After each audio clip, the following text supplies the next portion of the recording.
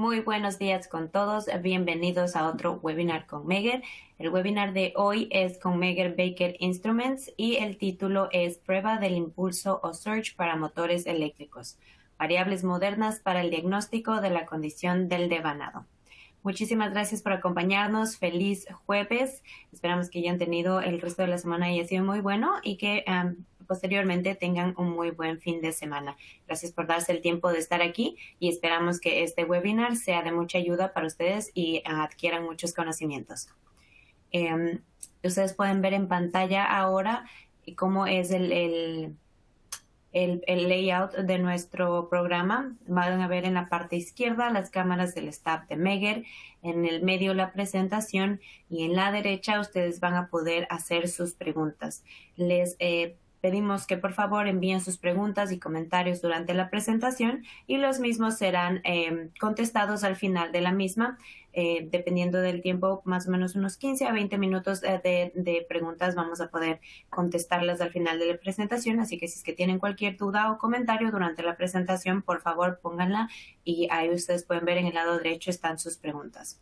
Pueden ustedes también solicitar demo y pueden ajustar cada ventana en el tablero según su preferencia. Les recordamos también que esta sesión será grabada y la grabación ustedes la podrán recibir vía email. Van a recibir un link para la grabación el día de mañana. Les invitamos a que visiten nuestra página web para ver la agenda de nuestros webinars, de nuestros siguientes webinars. La página web es csa.meger.com/webinars. Y les recuerdo también que se entregará un certificado de asistencia. El mismo les va a llegar el día de mañana, así que por favor un poco de paciencia, ya que el sistema genera los certificados de asistencia y les va a llegar el día de mañana con el link a la grabación a sus correos electrónicos con los que se registraron. Con mucho gusto, les saluda el día de hoy Daniela de Vacas. Yo soy especialista de marketing para Latinoamérica y cualquier duda o comentario, solicitud que tengan, me pueden enviar un correo electrónico. Ustedes pueden ver en pantalla, mi correo electrónico es daniela.devacas@meger.com. El día de hoy, con mucho gusto, les presento a nuestro presentador, valga la redundancia, Luis Beltrán. Él es ingeniero electricista y es gerente de Meger para Meger Baker Instruments. ¿Cómo estás, Luis? Buen día. Buenos días, Daniela, gracias. Buenos días a todos, gracias por atender esta presentación.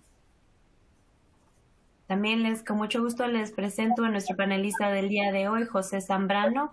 Él es ingeniero electricista. José, ¿cómo estás el día de hoy? Hola Daniela, hola Luis, buenos días con todos. Bienvenidos a esta sesión, a este webinar de Meger Baker Instruments. Espero que sea para ustedes del mayor agrado y provecho. Muchísimas gracias. Gracias José, gracias Luis. Y ahora vamos a comenzar con el webinar. Luis, tienes la palabra. Gracias, Daniela. Ok, vamos a empezar la presentación. Voy a apagar mi cámara para acortar el ancho de banda de la transmisión, no tener problemas con algunas de las personas que están atendiendo el webinar.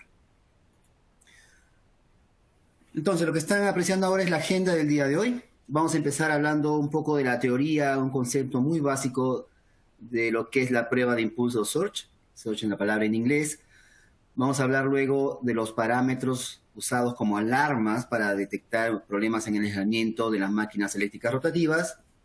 Luego vamos a ver un poco de la historia de cómo ha evolucionado la prueba de impulso a través de los años en los equipos que han estado disponibles en el mercado.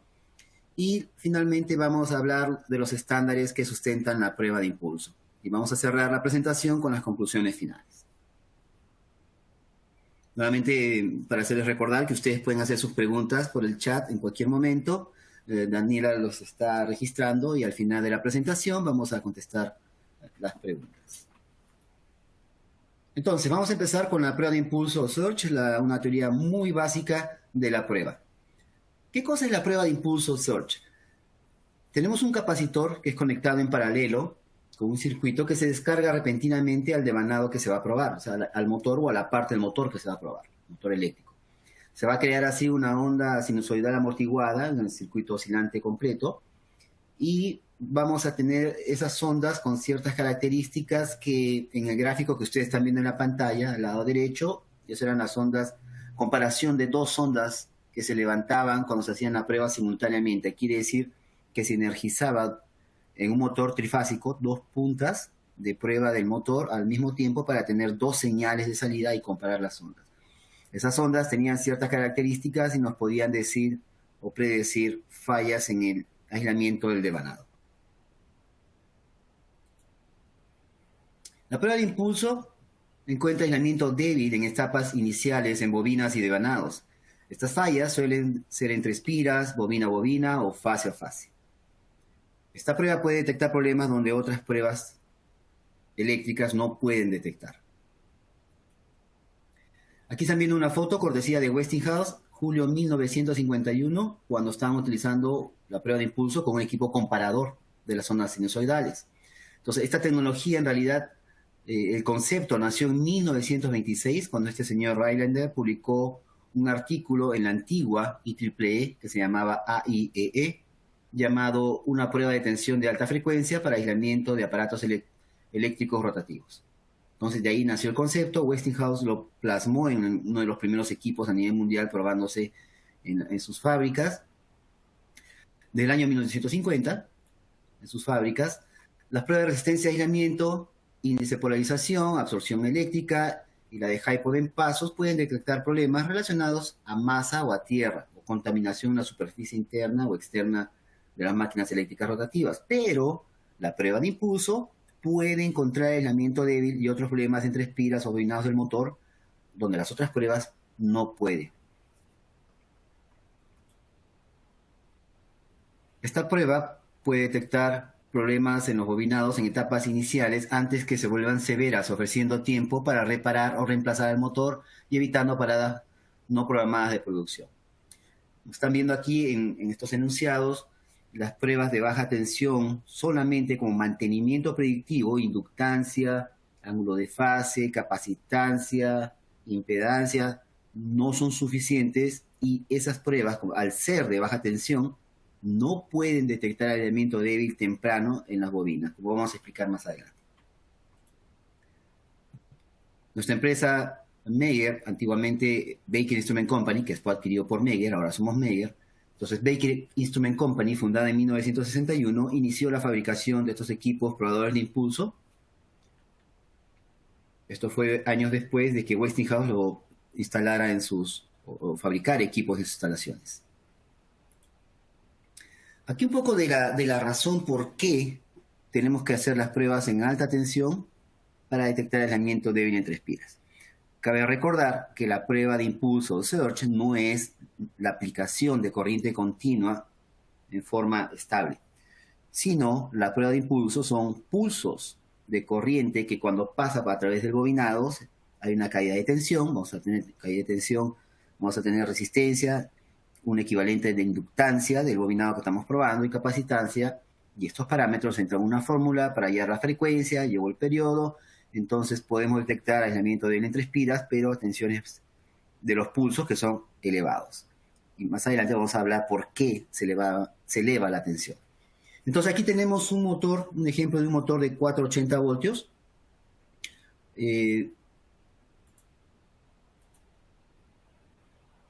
Estamos viendo la línea azul horizontal del voltaje de operación. Los transitorios, según las normas de la IEEE, por ejemplo, también tenemos la norma de la IEC, pero para la IEEE,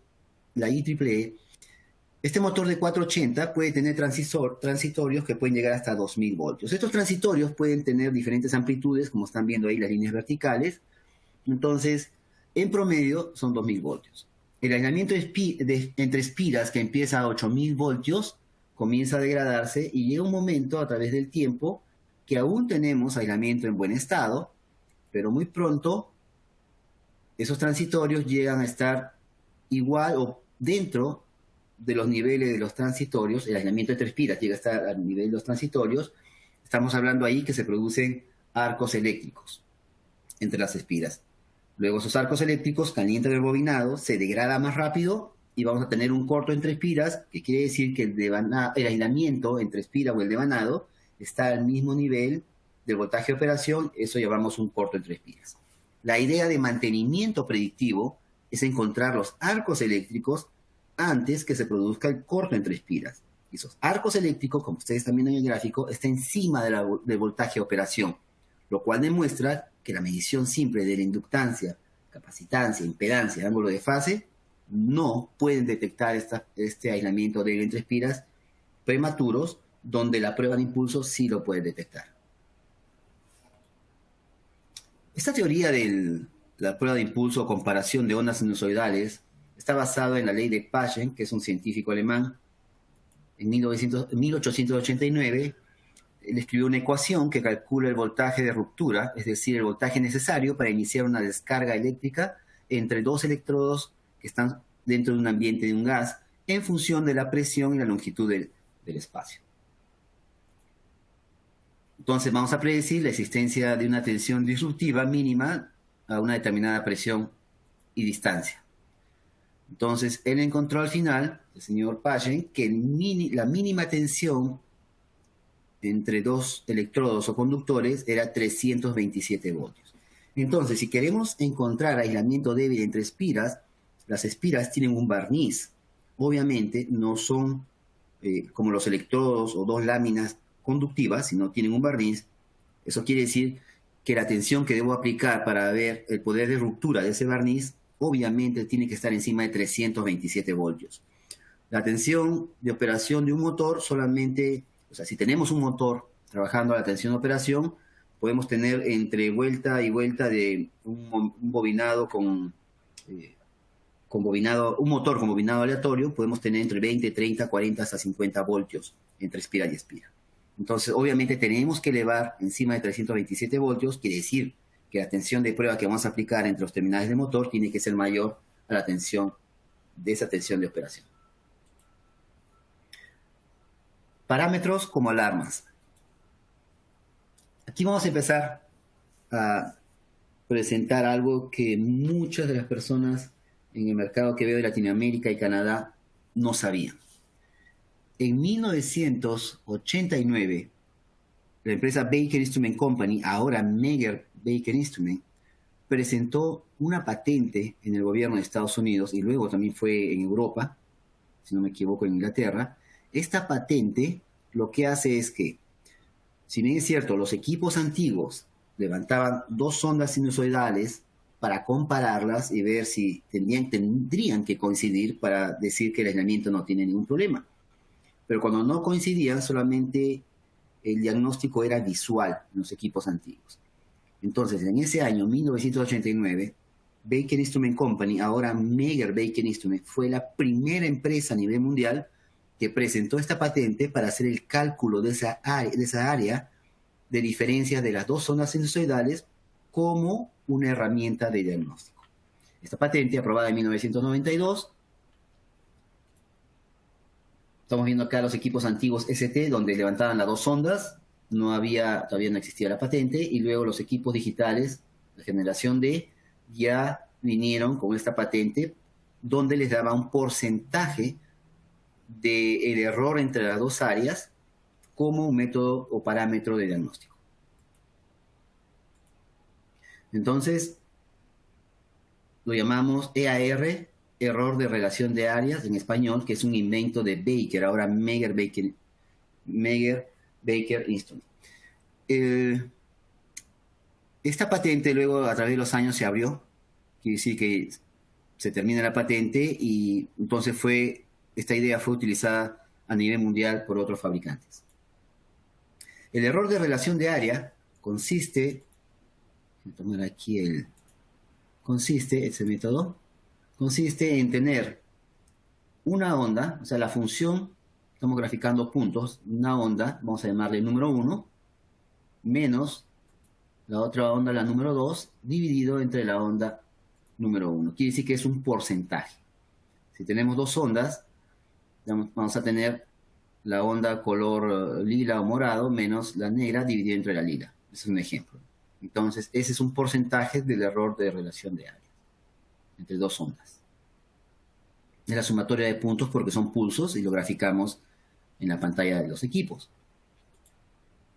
Nuevamente la fórmula y ahora viene la explicación que ese error de relación de área lo tenemos para el error línea a línea y para el error pulso a pulso. ¿Cuál es la diferencia? El error pulso a pulso es, ahora en los equipos modernos, solamente alimentamos o enviamos corriente y creamos tensión en el bobinado a través de una de las puntas del motor trifásico y las otras dos puntas lo tenemos a tierra. De ahí se genera un circuito equivalente resistivo.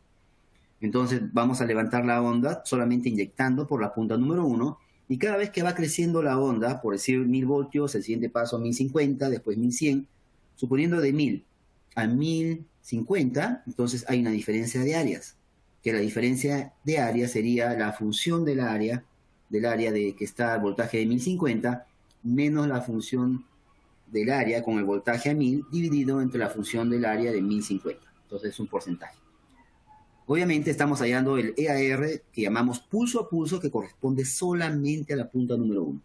De igual forma, cuando terminamos y llegamos al voltaje final de prueba en la punta número 1 del motor, aterrizamos esa punta, el equipo lo hace automatizado, y ahora inyectamos corriente por la punta número 2, teniendo la punta número 1 y 3 aterrizadas. Entonces vamos a tener un circuito equivalente resistivo por la punta número 2, que en teoría debería ser igual al circuito resistivo equivalente de la punta número 1.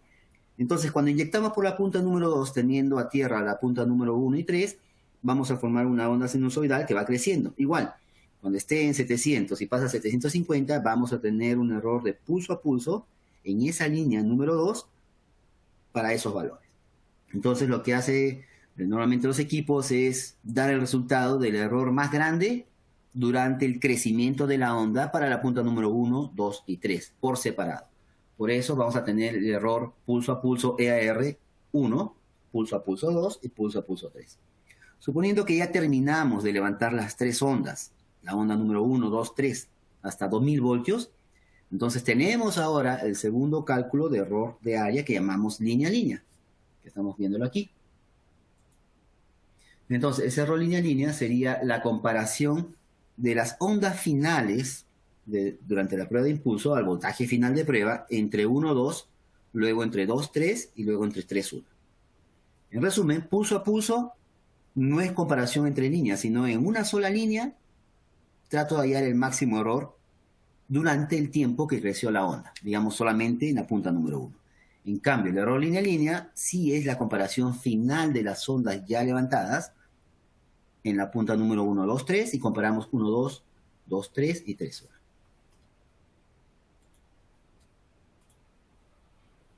Esta patente de nosotros, a través de los años, ha tenido una buena aceptación, tanto así que la IEEE ha escrito un artículo sobre nuestro invento, que está plasmado en nuestros equipos.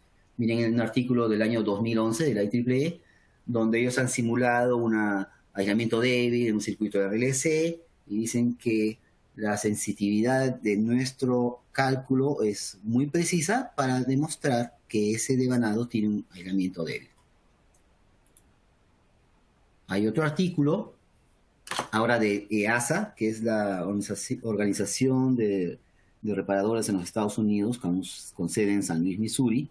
Ellos escriben estándares también. Y en este artículo del año 2016 hablan sobre nuestro invento, error de relación de áreas EAR, diciendo también que es un método eficaz para detectar aislamiento débil entre espiras.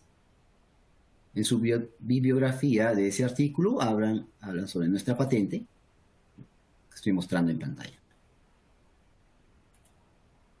Ahora, esta patente que desarrollamos en 1989 y aceptado en 1992 ha tenido cambios en el tiempo. Nosotros le hemos seguido llamando EAR. Algunas otras marcas han copiado nuestro nombre, han copiado la idea, pero en sí el software que nosotros escribimos en el equipo, eso es imposible que nos copien, ¿no? Pueden copiarnos la idea, pero no cómo procesamos la información en la memoria del equipo. Tanto así que a través de los años, nosotros hemos hecho una compensación, o sea, un mejoramiento de ese error de relación de áreas, sobre todo en el pulso a pulso. Que hemos hecho hace que nuestros equipos sean más sensibles a los cambios en las formas de ondas de impulso y produce un disparo, o sea, para el equipo, cuando encuentra aislamiento débil, para el equipo, no aplica más tensión y así minimiza la cantidad de pulsos de sobretensión que actúa sobre el aislamiento débil. Este es el gráfico del error pulso a pulso, en el lado derecho lo están viendo, con una alarma del 10%, y están los tres colores, amarillo, azul y rojo, graficando el pulso a pulso para cada una de las líneas. Aquí estamos viendo que para la línea 1A, el error pulso a pulso estuvo un poco más del 4%, y el B, durante toda la levantada de la onda sinusoidal en la línea B o 2, el error fue un poco más de 3.5%. Entonces, ¿cuáles son las diferencias en diagnóstico entre equipos antiguos y modernos? Es que los equipos antiguos, como ya había mencionado hace unos minutos, la onda sinusoidal aparece y visualmente uno tenía que ver si se mueve la onda o no, que eso sería el error pulso a pulso. No había antes forma de ver en porcentajes este error. Entonces ahora los equipos modernos tienen el error línea-línea que he explicado, EAR línea-línea, y tenemos también el error EAR pulso a pulso, como mejores parámetros de diagnóstico y así encontrar aislamiento débil entre espiras. Y lo nuevo, este año, en el 2022, empezando a finales de junio, principios de julio, hemos nuevamente mejorado la patente, le hemos cambiado de nombre, ahora se llama EAR Plus Trademark. Ese cálculo de error de área, nuevamente, de la patente del año 1989, ahora ha sido mejorado. Tenemos más variables dentro de la ecuación matemática que tiene nuestro software del equipo, que lo cual no nos pueden copiar. Entonces, ustedes están viendo aquí el gráfico del error pulso a pulso. Quiere decir que la onda sinusoidal, cuando estoy aplicando en la punta número 1, digamos que es el color rojo, que estamos mirando aquí, entonces comienza a subir, bajar en el tiempo de que estoy elevando voltaje. Aquí el máximo error pulso a pulso lo tenemos en, si no me equivoco, para el 3.5, aquí es 4.3, el amarillo 1.6. Estoy mirando estos valores que están aquí. Es el error pulso a pulso para cada una de las líneas por separado. Entonces ahora lo llamamos PPEAR Plus Trademark y PPEAR para línea, está arriba, también Trademark. ¿Cuál es el beneficio de ver este error pulso a pulso cuando estoy ejecutando la prueba de impulso? Y esto es la novedad. Nuestro equipo puede graficar esto, ustedes lo están viendo a medida que están haciendo la prueba. ¿Por qué? Miren la línea, el error pulso a pulso, de color verde, que significa la línea 2, 4.3, que es este punto más alto. Entonces, no ha pasado la alarma, que está aquí. Esta es la alarma que estoy poniendo con las flechitas, que significa el 5%. Entonces, este error en la línea 2 fue 4.3, no pasó la alarma, quiere decir que estamos aquí. Aislamiento aún en buen estado, pero ya sabemos que ese motor eléctrico va a tener arcos eléctricos y luego va a haber un corto entre espiras y va a fallar. Quiere decir que, si bien es cierto, un mantenimiento predictivo es adelantarse al corto entre espiras y hallar los arcos eléctricos, nuestro equipo es capaz de encontrar antes esos arcos eléctricos, diciéndole, mira, no hay arcos eléctricos, pero esto me está diciendo que pronto va a pasar la alarma. Entonces, cuando pase la alarma, ahora sí, otra vez el equipo va a parar la prueba porque va a decir, ahora sí hay arcos eléctricos. O quiere decir que nuestro equipo es capaz, y es el único en el mercado, de poder encontrar problemas en los aislamientos antes que se produzcan los arcos eléctricos en forma instantánea cuando se está haciendo la prueba de impulso, ¿no? Esta es la nueva novedad del error de relación de área para pulso a pulso como variable de diagnóstico para ver aislamiento débil entre espiras. Entonces, el nuevo error pulso a pulso EAR Trademark puede adelantarse al arco eléctrico. Es algo que ningún otro equipo en el mercado puede hacerlo. Prueba de impulso a través de los años. Los modelos analógicos antiguos, como les mencioné hace un momento, levantaban dos ondas sinusoidales a la vez para hacer la comparación de las dos ondas. Es decir, alimentamos por la punta número 1 y 2 y 3 se aterriza, ¿no? Como está viendo el cuadro aquí, 1 y 2, cable número 1 activado, 2 activado y el 3 a tierra. Luego, 1 a tierra, 2 activado, 3 a tierra, y luego el 1 activado, 2 a tierra y 3 activado. Entonces, aquí el equipo levanta 2 ondas sinusoidales al mismo tiempo. Tenemos una dependencia de una con otra para poder hacer el diagnóstico. O sea, no podemos levantar una sola.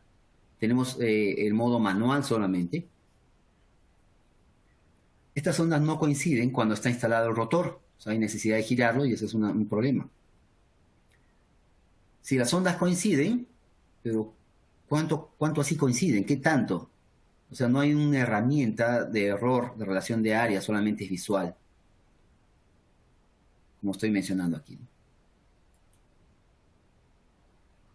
Y otra cosa, que los equipos antiguos no paraban la prueba en el momento que existe un arco eléctrico. Entonces, el motor quedaba en manos del operador.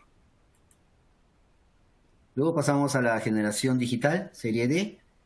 Aquí ya no había necesidad de levantar 2 ondas sinusoidales a la vez, sino una por una. El equipo era solamente manual.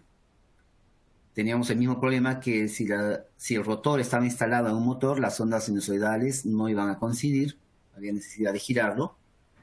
Y aquí sí ya el equipo en la pantalla, después de terminar la prueba y tener las 3 gráficas, o al menos 2, podía darle el error de las líneas 1, 2, 2, 3 o 1, 3. Y solamente con el uso de un software, con el equipo, se podría hacer el cálculo del error pulso a pulso. Luego pasamos a la generación digital de X, donde el equipo levanta solamente una onda sinusoidal por separado, para cada una de las 3 líneas del motor. Este equipo era solo manual. El error línea-línea era visible, como están viendo aquí en la pantalla arriba. Ahí está, línea-línea. Y el error pulso-pulso acá abajo. Igual tenía el problema, cuando el rotor está instalado, no se puede hacer la comparación línea-línea, o sea, esta de aquí. No se podía tomar como método de diagnóstico. Y luego tenemos el equipo computarizado, el agua, que funciona como modo automático y manual, cualquiera de las 2 opciones. También levanta cada una de las ondas por separado. Luego ya al final las 3 ondas se pueden hacer comparación línea-línea.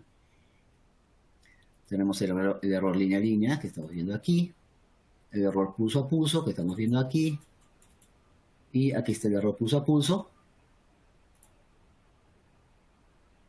Igual cuando el rotor está instalado no se evalúa línea-línea, solamente pulso a pulso. Y el nuevo equipo que hemos lanzado este año, hace un par de meses, es el ADX, con el nuevo concepto del cálculo de relación de área EAR plus trademark mejorado. Es una patente de ley que ha mejorado. Y están viendo que ahí está la prueba de impulso en la pantalla. Hemos añadido descargas parciales automatizadas también. Y aquí está en modo real el error pulso a pulso para cada una de las ondas cuando estamos haciendo en la línea número 1, en la línea número 2 o en la línea número 3.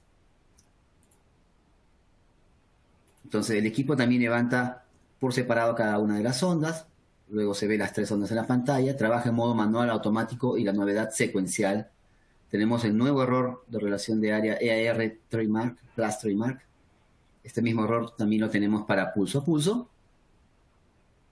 Igual tenemos el asunto de que cuando el rotor está instalado en un motor, el error línea-línea no se toma en consideración. ¿Qué estándares sustentan esta prueba? Tenemos, bueno, desde hace muchos años tenemos estándares, pero voy a comenzar con algunos, que este es del año 1992. Es guía de mantenimiento predictivo y preventivo de motores eléctricos, donde se hablaba sobre la prueba de hypo y la prueba de impulso, comparación de impulso. Luego tenemos un artículo de la IEEE del año 2004, es la IEEE 522, que recomienda la prueba de impulso como prácticas de mantenimiento o después de una instalación de una máquina. Luego tenemos la misma IEEE 1415 del año 2006. Algunas de estas normas no están vigentes, pero estoy haciendo como si fuera un histórico para que tengan en consideración desde hace cuánto tiempo se usa esta prueba. Este es el EASA, no es actual, pero igual, del año 2010 ya estaban hablando de la prueba de comparación de impulso. Miren, dice que recomiendan 2 veces la tensión nominal más 1000, y esto está dentro del estándar del 2010, hay una más actual, pero ya estaban hablando de la fórmula 2 veces tensión nominal más 1000, que es la fórmula recomendada por Baker, ahora Megger Baker Instrument. O sea, nosotros recomendamos esa fórmula. Luego, la organización EASA tiene artículos, del año 2019, hablando también sobre la prueba de impulso para inspección y pruebas de motores en sitio. Y tenemos la norma NFPA 70B, que está relacionada a las prácticas recomendadas para mantenimiento de equipo eléctrico, año 2019. Y en el artículo 1124 habla sobre la prueba de comparación de ondas, o sea, la prueba de impulso, como un método para mantenimiento de máquinas eléctricas rotativas. Entonces, vemos que las pruebas no son destructivas, están recomendadas por los estándares, y los equipos modernos paran la prueba al momento que detecta un aislamiento débil entre espiras, quiere decir un arco eléctrico. Este es el estándar EASA R100 actual, que está vigente, lo emitieron en el año 2020. La prueba de impulso se realiza a todo tipo de bobinados, incluyendo los bobinados del tipo aleatorio, son mayormente los motores de baja tensión, con un voltaje de prueba de 2 veces la tensión nominal más 1000. Aparte, ellos tienen una nueva tablita que estoy mostrando aquí, está dentro del estándar. Ustedes lo pueden bajar de la página de EASA, es gratuita, está en español, donde arriba de los 690 voltios ya tienen fórmulas para aplicar el nivel de, hasta dónde tienen que elevar el nivel de tensión para la prueba de impulso. Y también quería comentarles que hay un artículo de la causa raíz, análisis de las fallas, escrito por el EASA, la organización EASA. Y ellos han agrupado las fallas de los bobinados en 5 grupos. Mencionan que la inspección pudo revelar 5 modos de falla, pero se dieron cuenta que el problema inicial era siempre un problema entre espiras, ¿no?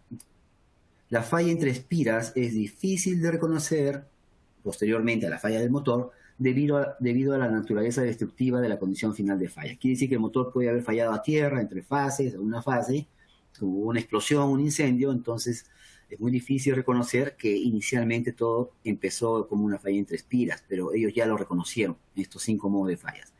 Entonces, la única prueba que puede detectar ese aislamiento débil entre espiras, luego se va a formar un arco eléctrico y se va a quemar el motor entre una fase o entre fases o a tierra, es la prueba de impulso, es la única que puede detectar este tipo de anomalías. En conclusión, tenemos que los parámetros modernos que se emplean ahora para la prueba de impulso nos entregan un diagnóstico temprano para encontrar posibles fallas por aislamiento débil en el bobinado. Con esta nueva patente de Baker mejorada, como ustedes están viendo en el gráfico aquí, inclusive me puedo adelantar antes que exista el arco eléctrico.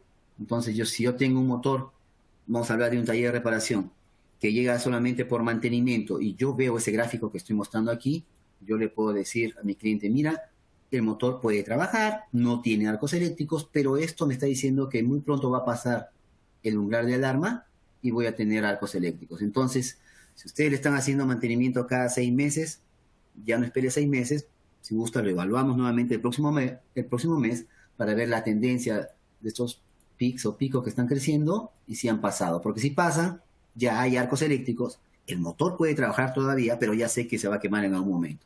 Entonces busco el reemplazo, cambiarlo o mandarlo a servicios para impregnarlo o rebobinarlo. Se puede impregnar o rebobinar dependiendo que encuentre exactamente, si puede encontrar exactamente dónde está ubicado el arco eléctrico. Entonces las herramientas modernas nos pueden decir eso en tiempo real cuando se está haciendo la prueba de impulso. Vamos así a reducir las garantías luego de un servicio de mantenimiento o reparación. Y vamos a tener una confiabilidad de la máquina eléctrica rotativa durante el trabajo en la planta, ¿no? Que es lo que estamos buscando como la teoría de mantenimiento predictivo. Estamos verificando también, los que son en la industria, que los trabajos efectuados por las empresas terceras para mis máquinas, para mis activos, hayan hecho un buen servicio, porque me pueden pasar un reporte, yo no he visto la prueba en el taller, me pasan un papel, el papel puede decir cualquier cosa, entonces llega el camión trayendo el motor, le hago las pruebas ahí en mis instalaciones para ver si cumplen las condiciones que yo quiero. Si no, lo regreso al taller para que lo vuelvan a revisar o que vuelvan a revisar su trabajo. Bueno, esta ha sido una presentación corta de las nuevas novedades de lo que es diagnóstico y las variables para encontrar fallas en los aislamientos de vanados de máquinas eléctricas rotativas. Vamos a pasar a lo que son las preguntas. Excelente, muchas gracias Luis por esta importante información.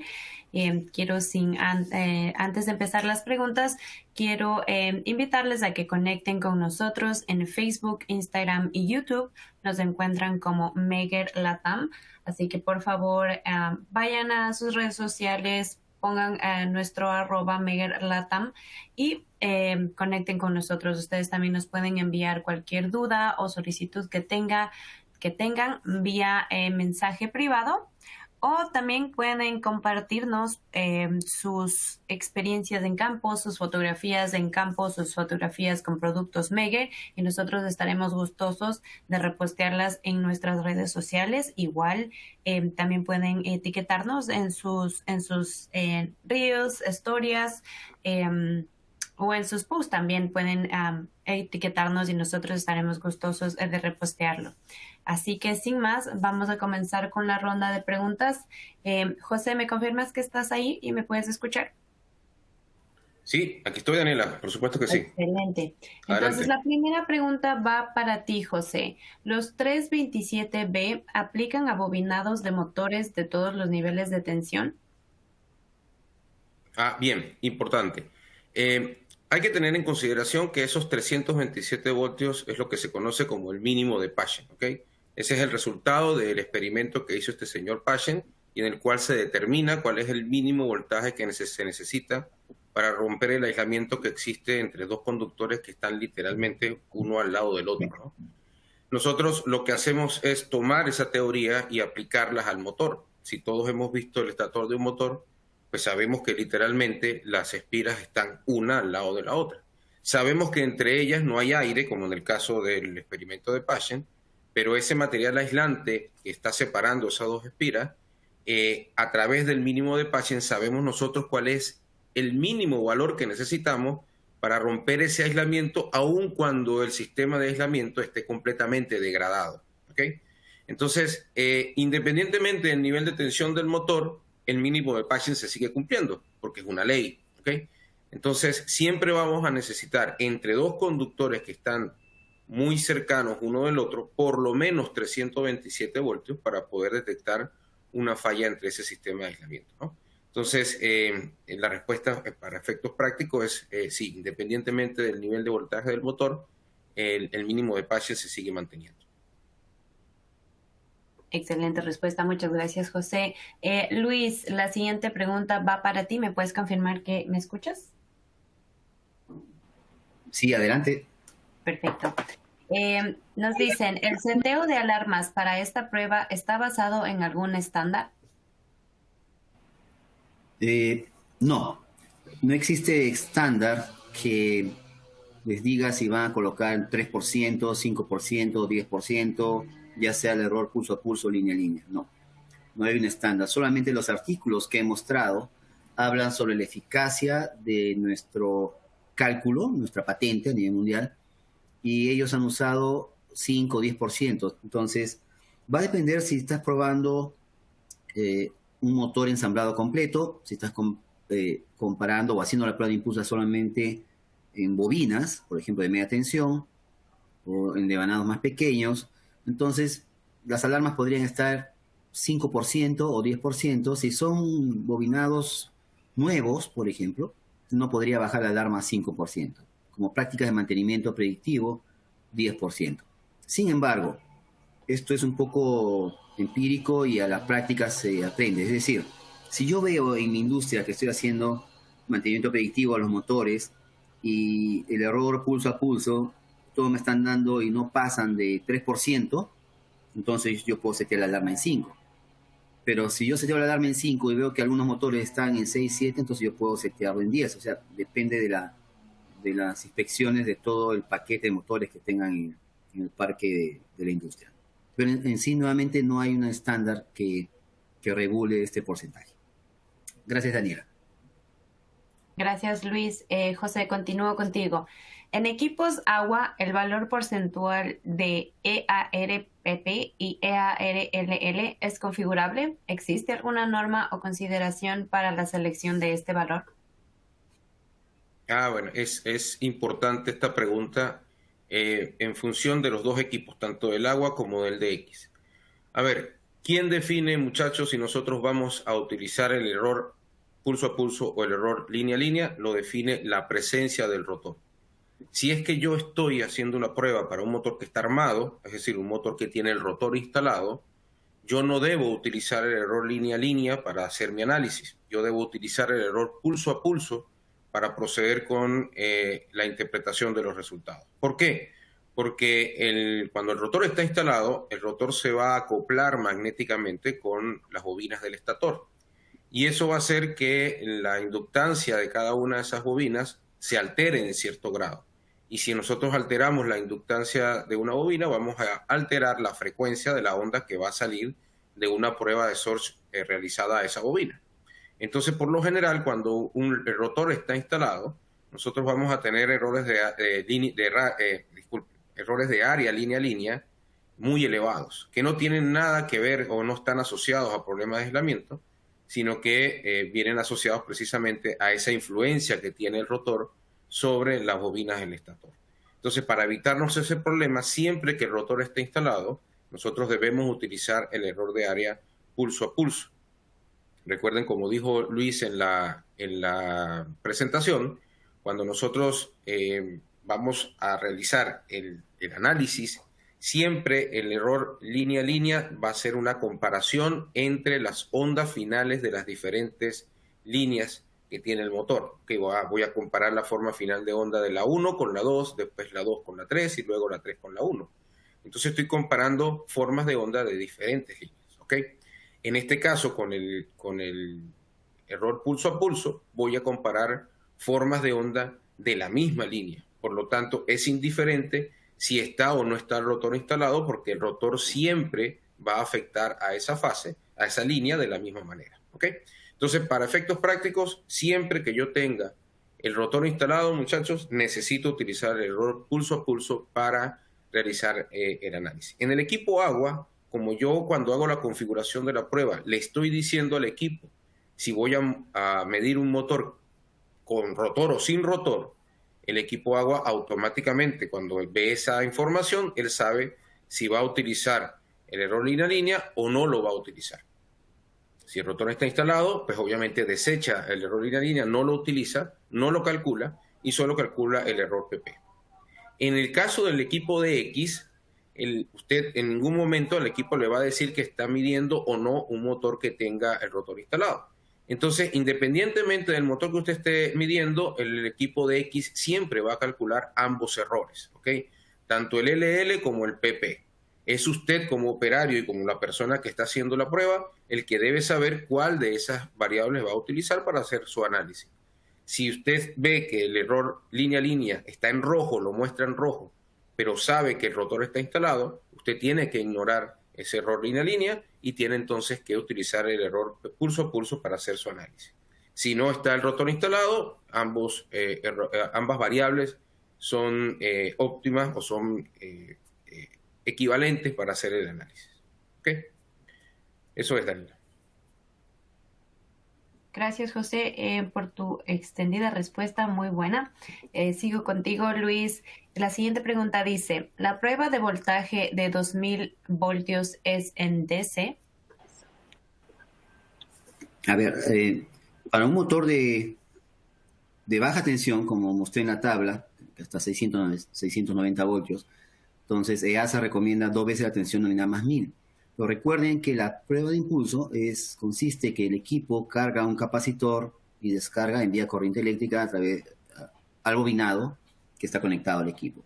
Son pulsos, o sea, no es corriente, son pulsos de corriente continua. Es decir, no es corriente continua como si fuera una batería de continua que está alimentando continuamente. No, son pulsos. Al momento que pasa una corriente continua, como un pulso, a través del circuito RLC, que es el bobinado que está conectado al equipo, Entonces, por matemáticas, se forma una onda sinusoidal. Y como es un pulso, entonces esa onda sinusoidal no es estable en el tiempo, sino es amortiguada y desaparece después de unos segundos. Entonces, eso es lo que estamos aplicando, ¿no? Pulsos de corriente continua, y como respuesta en el bobinado tenemos una onda sinusoidal amortiguada porque el pulso acaba. Esa es la idea de la prueba de impulso. Ok, gracias, Daniela. Excelente, muchas gracias, Luis. José, continúo contigo. ¿Las pruebas de impulso son de tipo destructivo? Importante. A ver, estimados, nosotros definimos, o en el estándar está definida cierta cantidad de pruebas para verificar la condición del sistema de aislamiento. Entre esas pruebas hay pruebas de baja tensión y pruebas de alta tensión. Una de las pruebas de alta tensión es la prueba de Sorge, o la prueba de impulso, o la prueba de onda de choque. Todas significan exactamente lo mismo. Cuando estamos hablando de las pruebas de alta tensión, estimados, estas pruebas están definidas en el estándar. Estas pruebas están definidas en la norma. Por lo tanto, estas pruebas no son destructivas. Al contrario, son pruebas tan necesarias que nosotros debemos realizarlas en función de poder obtener la información predictiva que yo estoy buscando. Porque las pruebas de baja tensión son pruebas netamente aprobatorias. Y solamente me dice si el motor pasa o no pasa la prueba, pero no me da información predictiva aprovechable para yo determinar qué tan lejos o qué tan cerca estoy del final de la vida útil de mi activo. Entonces, la prueba de Sorge, siendo una de las pruebas de alta tensión, debo realizarla. Es súper importante que nosotros la ejecutemos porque es la única prueba, como decía Luis en la presentación, es la única prueba que me va a permitir determinar la condición real que tiene el aislamiento entre espiras. ¿Okay? Así que esta prueba no es destructiva, nosotros no estamos haciendo nada que el motor no vea en su normal aplicación. A través de estas pruebas, pues nosotros simplemente estamos simulando los transitorios que se presentan cuando el motor está normalmente en funcionamiento y arranca, para, se le cambia la carga o se le cambia la velocidad. Entonces, lo que estamos haciendo no es otra cosa que simular condiciones de operación normales del motor. Así que, obviamente, esta prueba no es para nada destructiva. ¿Ok? Gracias, Adelante, José. Daniela. Luis. Sí, gracias. Luis, continúo contigo. ¿Tenemos una tabla de voltaje aplicable para cada nivel de voltaje de motor? Sí, lo había mostrado en la presentación. Ustedes pueden encontrar esa tabla en el EASA, EASA. Esa organización lo pueden buscar, googlear en internet, y van a lo que es los archivos, el librario, no sé cómo dicen en español, están todos los documentos, y ahí pueden encontrar el EASA AR100, y dentro de la sección de pruebas eléctricas van a encontrar esa tablita que menciona qué niveles de tensión son los aplicables dependiendo el voltaje nominal de placa del motor. Así es. Gracias, Daniel. Excelente, ya saben dónde pueden encontrarlo. No es nada más de que lo googleen. José, sigo gratuito. contigo. Excelente, mejor todavía. José, sigo contigo. ¿Hasta qué potencia en motores se puede aplicar la prueba de Surge Test con un DX6 y con un DX12?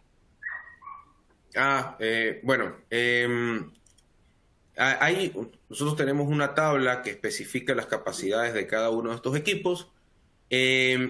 Respondiendo esa pregunta específica, para un DX6, nosotros podemos medir motores de hasta 500 HP y 300 o 375 kilovatios. ¿Okay?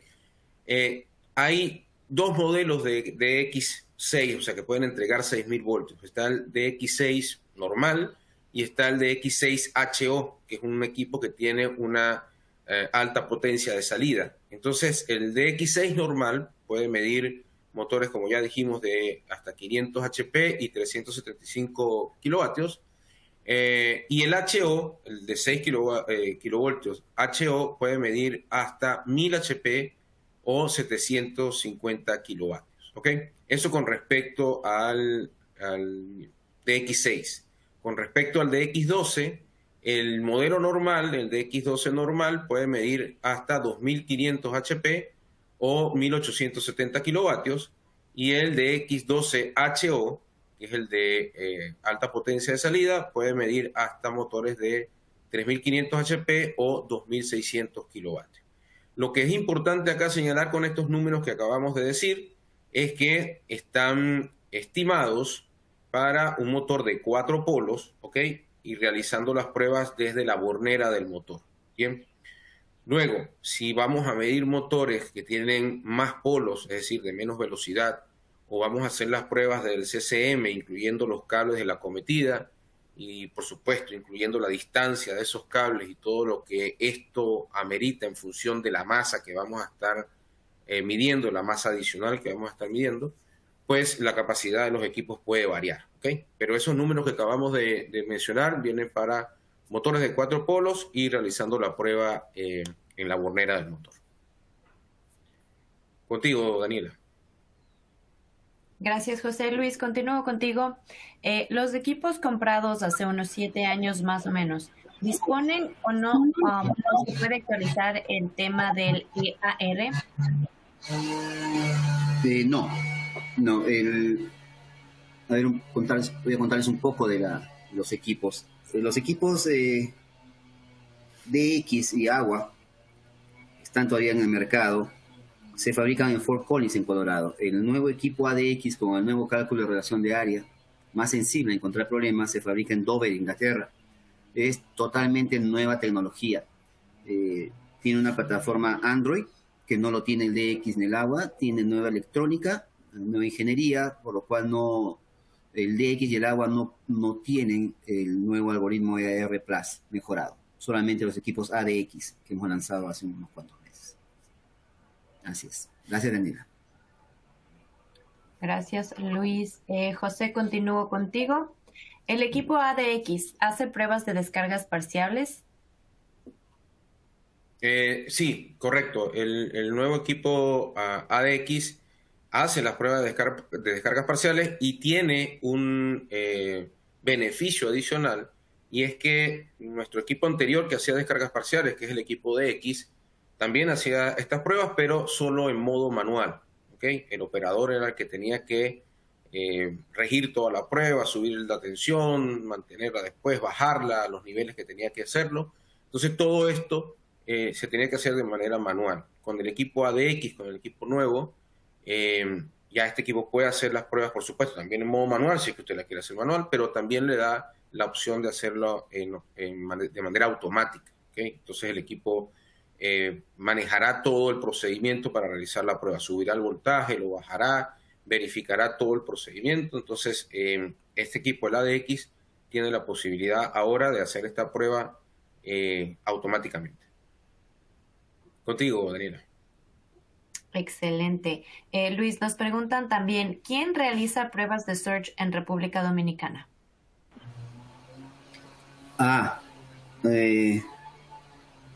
No tengo el dato actualmente, pero tenemos un distribuidor, Improca, en República Dominicana, quien me puede dar esa información. Entonces, para la persona que preguntó esto, si nos puede facilitar su correo electrónico o algún número telefónico para poder contactarnos. Gracias, Daniela. Gracias, Luis. Para la persona que nos preguntó esto, por favor, al final del webinar tenemos una encuesta. Allí ustedes pueden solicitar que nos contactemos con ustedes y nos pueden también poner alguna nota en la encuesta para que nosotros sepamos que ustedes son los que están en República Dominicana solicitando ser contactados. José, sigo contigo. ¿Este ensayo puede ser destructivo si el bobinado no está en muy buenas condiciones? No, volvemos al punto. Con respecto a esta prueba, precisamente nosotros lo que estamos verificando es la condición del sistema de aislamiento. Entonces, eso es lo que buscamos con una técnica predictiva, ¿no? Entonces, si el sistema de aislamiento no está en buenas condiciones, ya está degradado, ya tiene cierto nivel de estrés, estas pruebas se hacen más necesarias porque precisamente necesitamos nosotros identificar esos motores para poder evitar que lleguen al punto de falla y que el motor se nos vaya a tierra y tengamos la parada catastrófica no programada con todo el impacto económico que eso conlleva, ¿no? Entonces, precisamente para esos motores es donde estas pruebas son más recomendadas, porque necesito verificar qué tan cerca estoy yo del final de su vida útil y a partir de ahí, pues entonces tomar decisiones. Excelente. Contigo, Daniela. Muchas gracias, José. Luis, nos dicen, para obtener un buen diagnóstico, ¿cuánto es el voltaje mínimo de prueba? Yo lo que siempre recomiendo es que los talleres de reparación o las personas que trabajan en la industria siempre se lleven de acuerdo a una recomendación de algún estándar. Tenemos el estándar americano de la IEEE o el EASA R100 y tenemos el estándar que es más exigente en la subida de tensión, más elevada, que es la IEC de Europa. Entonces, ellos son los que recomiendan el voltaje, entre comillas, mínimo, que se debe aplicar. Bueno, yo diría el mínimo máximo porque es un solo voltaje. Mientras el equipo pueda estar más o menos 5 o 10% de ese voltaje que dicen, están bien. Porque la idea es la siguiente, ¿no? Y esto voy a poner como... Esto ha pasado, he visto en algunos reportes, en algunos talleres de reparación en Latinoamérica que hacen lo siguiente. Ellos tienen, por ejemplo, un equipo de 6 kilovoltios y tienen una máquina rotativa de 4.160 voltios. Entonces la norma dice, vamos a hablar de la americana, de la EASA, por ejemplo, que ese motor de 4.160 voltios de corriente alterna, uno debe aplicarle los pulsos durante la prueba de impulso, aproximadamente entre 8.000 y 9.000. No me acuerdo muy bien exactamente el valor, pero por ahí está. 8.000 y 9.000. Entonces, este taller tenía solamente un equipo de 6 kilovoltios y hacía la prueba a 6 kilovoltios y daba el reporte como que había hecho satisfactoriamente, había pasado la prueba a 6.000 voltios, el motor de 4.160. Sin embargo, uno no sabe si había algún arco eléctrico a 7.500, porque el equipo solamente daba 6.000. Y el taller estaba dando un informe que la prueba estaba satisfactoria para la máquina de 4.160. Sin embargo, la recomendación era cerca de 8.000, 9.000 voltios. Entonces la prueba estaba mal hecha. Ese mínimo no es el mínimo. Lo que se tiene que tomar es lo que dice la norma, ¿no? Como buen diagnóstico. Ok, Daniela, gracias. Gracias, Luis. José, nos preguntan si existe certificación en pruebas de aislamientos a motores y transformadores. Sí. Pero específicamente voy a hablar de la parte de motores. Nosotros damos certificaciones tanto de pruebas estáticas como de pruebas dinámicas, tanto nivel 1 como nivel 2, tanto online como presencial, o sea que podemos adaptarnos a cualquier requerimiento del mercado y entregamos un certificado de aprobación que viene con ciertos estándares, viene con el logo de la EASA, viene con un código de registro para que sea trazable en el tiempo, viene con una fecha de caducidad en función del desarrollo tanto de las normas como de la tecnología. Entonces, sí, nosotros damos certificaciones para específicamente en Megger Baker Instrument para máquinas eléctricas rotativas. Ahora, para transformadores, podemos comunicarnos con nuestros compañeros del área de transformadores, quien a la persona que hizo la pregunta, pues se le puede hacer llegar la información y puedan entonces también indicar si este tipo de actividades están disponibles.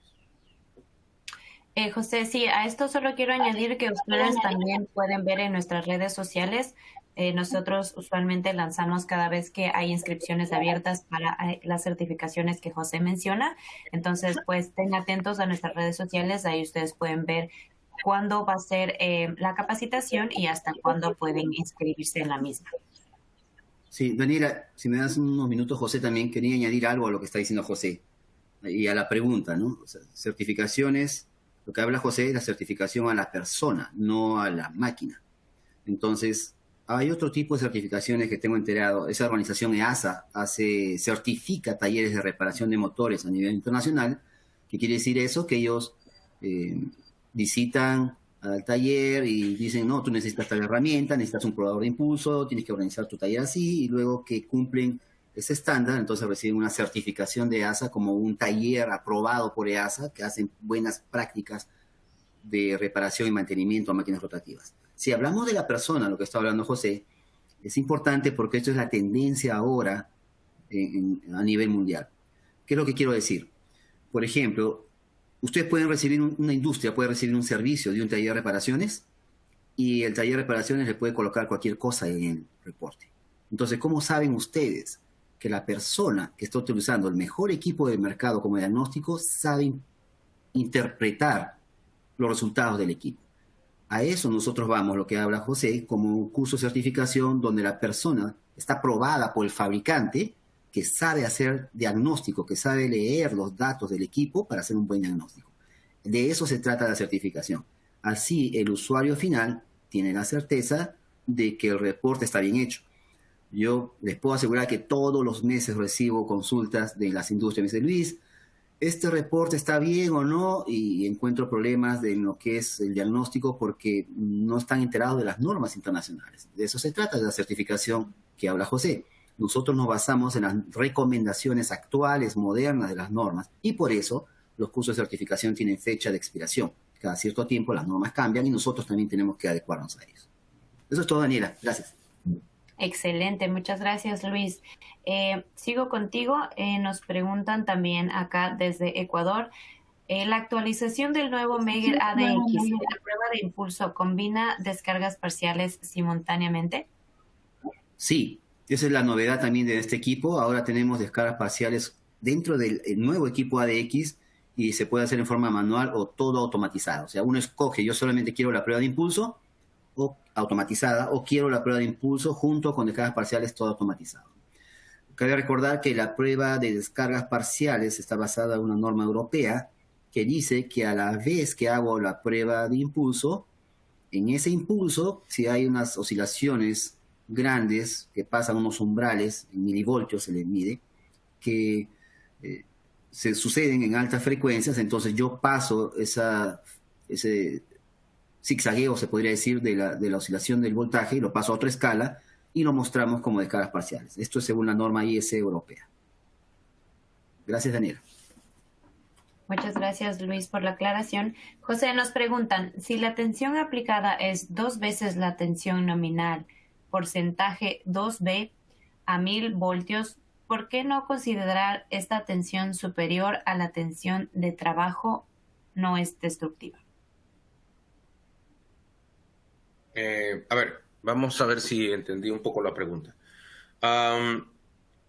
Si quieres te la Hay que repito. entender primero... Sí, por favor, si eres tan amable, Daniela, te lo Sí. agradecería. Si la tensión aplicada es 2 veces la tensión nominal, porcentaje 2B, 1000 voltios, ¿por qué no considerar esta tensión superior a la tensión de trabajo? Asumo que ahí hay una coma, ¿no es destructiva? Bien, a ver, para poder responder esa pregunta tenemos primero que entender cómo funciona un motor, cómo funciona una máquina eléctrica rotativa. Cuando usted tiene un motor, supongamos, de 480 voltios, conectado a un circuito de 480 voltios, no significa que el motor todo el tiempo va a ver 480 voltios, ¿ok? ¿Por qué? Porque hay ciertas condiciones de operación donde el voltaje va a estar por arriba de ese voltaje nominal. ¿Y cuándo se presentan esas condiciones? Básicamente en los transitorios, es decir, en los arranques, en las paradas, en los cambios de carga y en los cambios de velocidad. Eso quiere decir que bajo esas condiciones ya el motor no va a ver 480 voltios, sino que puede ver un pico de voltaje que va a estar muy por arriba de ese valor de voltaje nominal, ¿ok? Entonces, así como respondíamos la pregunta de la prueba de Sorge, si era destructiva, nosotros no estamos haciendo nada que el motor no vea en su operación con ese estándar de 2 veces voltaje nominal más 1000. Nosotros lo que estamos haciendo es simulando esos picos de voltaje que el motor ve en su normal aplicación cuando arranca, cuando para, cuando se le cambia la carga o se le cambia la velocidad.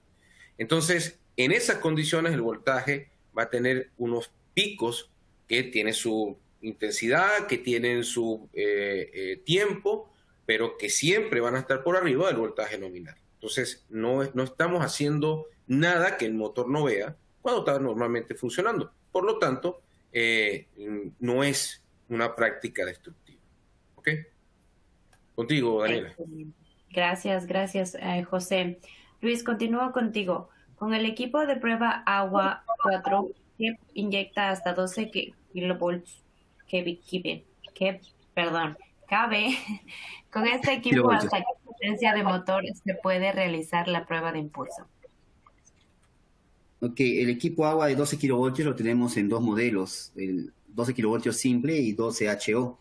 El de 12 kilovoltios simple puede llegar a aproximadamente 2500 HP y el HO puede llegar hasta aproximadamente 3500 HP, teniendo en consideración una máquina de 4 polos. Y también interviene la distancia del cable del motor al tablero. Si es muy largo, entonces hay que escoger una potencia o voltaje más alto debido a la capacitancia del cable de acometida al motor.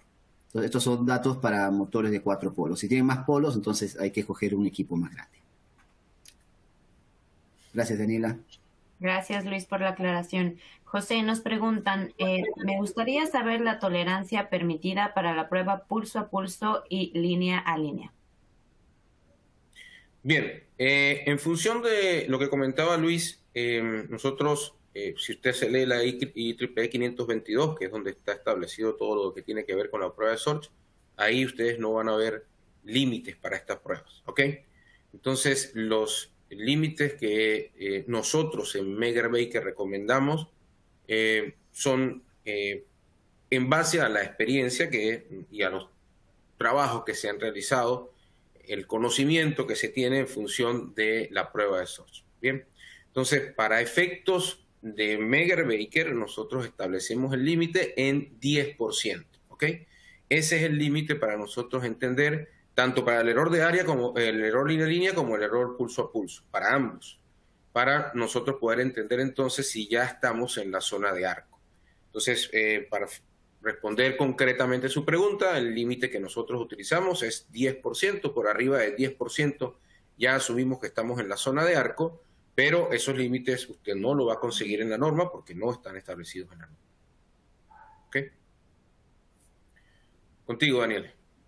Gracias, José. Les comento que nos siguen llegando muchísimas preguntas acá durante el webinar. Sin embargo, vamos a responder unas pocas más debido al tiempo y de ahí ustedes también pueden solicitar que nuestros representantes contacten con ustedes en la encuesta para responder un poco más sus preguntas de manera más interna. Luis, continúo contigo. Con el nuevo ADX, ¿se puede hacer tendencias del error pulso a pulso del mismo motor en diferentes pruebas? Sí, correcto. Otra de las novedades que tenemos con el ADX, y justo va a responder esta pregunta. Nosotros ahora el software es gratuito, pero trabajamos con la nube ahora. ¿Qué quiere decir? Que el equipo tiene conexión Wi-Fi y Bluetooth incorporado para todos los modelos de ADX. Entonces, el equipo ya viene programado para una nube que va a pertenecer al cliente. Entonces, cuando un cliente compra el equipo ADX, nos da sus datos de correo electrónico, número celular, y el equipo sale programado para que se cuelgue a una nube, un espacio que es gratuito. Entonces, luego el cliente entra a un dashboard, o sea, es una website, link, o sea, no es software que se instala en computador, sino que entra a internet, a una website, y hace su login y ya se conecta a la nube. Entonces prácticamente está viendo lo que hace el equipo. Si el equipo hace la prueba ahora, en pocos minutos, él va a poder ver la prueba en cualquier parte del mundo donde esté, porque solamente se conecta a la nube. En el caso que pierda conexión, bueno, después puede sacar la información del equipo y también entregamos de forma gratuita un software para ser instalado en el computador que se llama un generador de reportes. Sin embargo, en esa nube, yo puedo programar desde mis instalaciones, desde mi oficina, todos los voltajes de prueba, puedo crear los activos, las instalaciones, porque es una nueva generación de equipos donde yo puedo crear todos los motores activos y a dónde está instalado, puedo decirlo en el software, y lo puedo hacer desde mi comodidad, desde mi oficina. Me conecto a la nube y la nube baja toda la información del equipo y el equipo queda totalmente programado, sin tener el equipo a la mano, solamente con la nube. Ahora, en la nube nos da la facilidad de ver todas las pruebas y hacer tendencias de todas las variables que vamos a medir. Entonces la respuesta es sí, podemos ver las tendencias de los errores pulso a pulso y línea a línea. Gracias, Daniela. Excelente, gracias, Luis. Llegamos a nuestras últimas 4 preguntas. José, continúo contigo. Nos dicen, ¿qué acciones o recomendación podemos seguir en caso de que el resultado supere ligeramente el límite de error pulso-pulso? A ver, cuando nosotros realizamos la prueba y ya el equipo detecta que estamos por arriba del límite, automáticamente el equipo se va a disparar, ¿ok? Automáticamente el equipo se desconecta y nos va a decir a nosotros en la pantalla, señor, no puedo seguir adelante porque a tal nivel de tensión se detectó un arco. Bien, ahora, es importante identificar dos cosas cuando estamos hablando de la detección del arco. La primera es qué tan lejos estoy yo del voltaje nominal del motor en función del momento en el que se presentó el arco. Y la otra, por supuesto, en qué aplicación está funcionando ese motor. ¿Por qué? Porque recuerden ustedes que el arco se va a presentar producto de esos picos de voltaje que se presentan en los transitorios. Entonces, si la aplicación trabaja en un lugar donde estamos arrancando continuamente, donde tenemos continuos cambios de carga, continuos cambios de velocidad, probablemente ese arco se esté repitiendo constantemente. Y a medida que ese arco se presente en su normal funcionamiento, pues el sistema de aislamiento se va deteriorando rápidamente y vamos a llegar al punto de falla de una manera acelerada, ¿ok? Entonces, esos dos aspectos son altamente críticos a la hora de hacer nuestro análisis y poder dar una recomendación. Si estamos muy lejos del valor del voltaje nominal y el motor no ve muchos transitorios, tengo algún poco más de margen de maniobra para tomar mis decisiones, para poder buscar el reemplazo, hacer la requisición del tercero que va a hacer la instalación, buscar el taller que luego va a hacer la reparación, y lo puedo hacer, digamos, con un poco más de tiempo.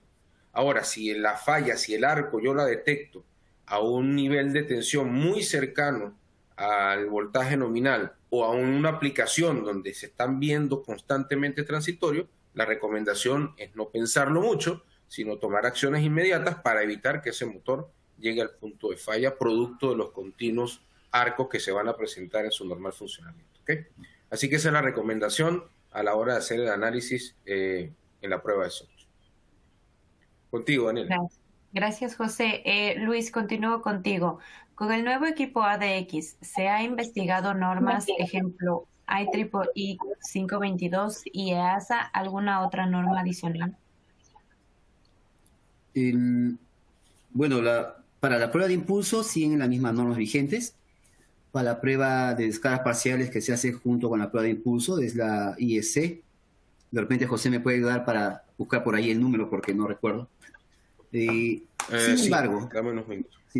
Sin embargo, el nuevo diagnóstico EAR Plus Trademark que tenemos, como dije anteriormente, es más sensitivo que los equipos, que el error que tiene el equipo anteriormente ADX. Este nuevo equipo ADX tiene un nuevo algoritmo, o mejorado la patente, porque hemos incluido nuevas funciones de diagnóstico para encontrar arco eléctrico o problemas de cambio en inductancia. O sea, la inductancia es el factor importante dentro de todo este algoritmo.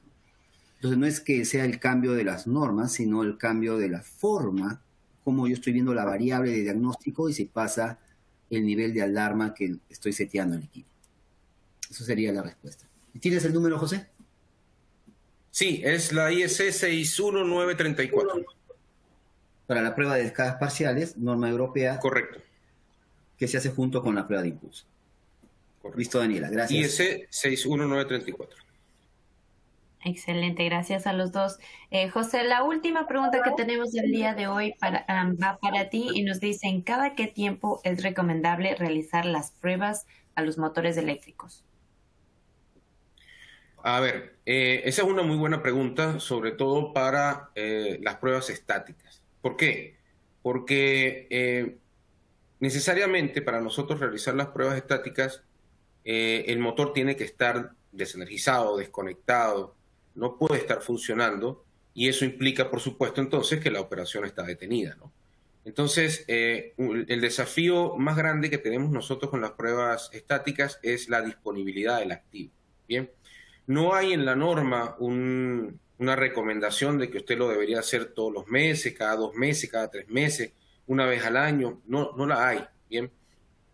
Como toda técnica de mantenimiento predictivo, lo ideal sería que al principio, cuando no tengo información, yo pudiera realizar algunas mediciones en poco tiempo para poder construir una base de datos, un histórico, poder construir mi tendencia y verificar el comportamiento de mis variables, si están en control o no están en control.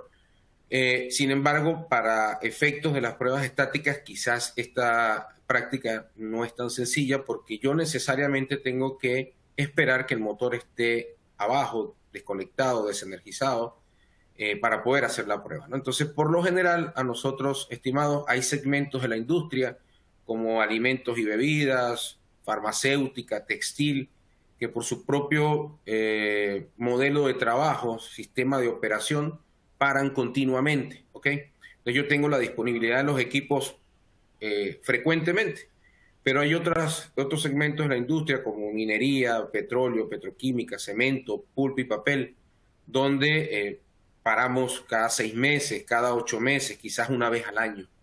Entonces, necesariamente, muchachos, nosotros nos tenemos que acoplar a algún programa de mantenimiento que ya esté establecido, donde ya sepamos nosotros cuándo la aplicación va a parar y a partir de ahí poder hacer nosotros nuestras mediciones. Por supuesto, la recomendación es que ante cualquier coyuntura que no esté programada, pero que incluya el cese de las actividades, pues yo también pueda aprovechar ese tiempo para hacer la mayor cantidad de mediciones posibles, ¿no? Así que la idea es que mientras al principio, cuando no tengo información, mientras más mediciones pueda hacer, mejor para construir mi tendencia. Una vez que ya tenga esa tendencia, puedo ajustar mis tiempos de medición en función del comportamiento de las variables. Eso es, Daniela. Gracias, José. Gracias, Luis, por responder a estas interesantes preguntas y gracias también a ustedes, la audiencia, por enviarnos estas preguntas que de seguro son de mucha utilidad para todos. Bueno, hemos llegado al final de nuestro webinar. Lo único que nos queda decirles es que al finalizar el webinar se le va a lanzar una encuesta. Por favor, les pedimos que nos ayuden llenando la encuesta, ya que esto nos ayuda a continuar mejorando nuestros webinars y también nos hace saber qué temas les interesan a ustedes para que nosotros podamos seguir con estos webinars académicos y seguir compartiendo información importante con ustedes. Les recuerdo que cualquier otra pregunta o solicitud, comentario que tengan, nos pueden escribir directamente a nuestro email csasales@megger.com o directamente pueden escribirle un email a Luis. Su correo electrónico es luis.beltran@megger.com. Sin más, quisiera agradecerles a todos por su presencia aquí, por acompañarnos, darse el tiempo de estar aquí y también por las preguntas que nos han enviado. Quiero también agradecer a Luis y a José por estar en este excelente webinar, por impartir todo su conocimiento. Unas últimas palabras que tengan ustedes, Luis, José.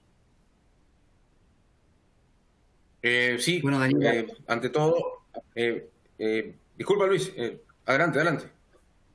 Sí, bueno, solamente para agradecer a todas las personas, a la audiencia que ha estado conectados el día de hoy y para recordarles que va a haber una grabación la grabación de esta presentación y espero que les haya sido de provecho toda esta información que hemos suministrado. Adelante, José. Bien, lo mismo. Muchísimas gracias a todos, muchachos, por su tiempo en agenda, por abrirnos esta ventana para poder atender este gran webinar y espero que le haya sido de provecho, que hayan aclarado sus dudas, tengan en consideración las certificaciones, vamos a ver esto de manera mucho más profunda, así que serán bienvenidos todos aquellos que quieran participar. Muchísimas gracias, Luis, Daniela, y nos vemos en una próxima oportunidad. Excelente, muchas gracias a los dos, gracias a la audiencia por acompañarnos y sin más voy a proceder a cerrar el webinar. Que tengan un excelente final de jueves y un excelente fin de semana. Hasta la próxima.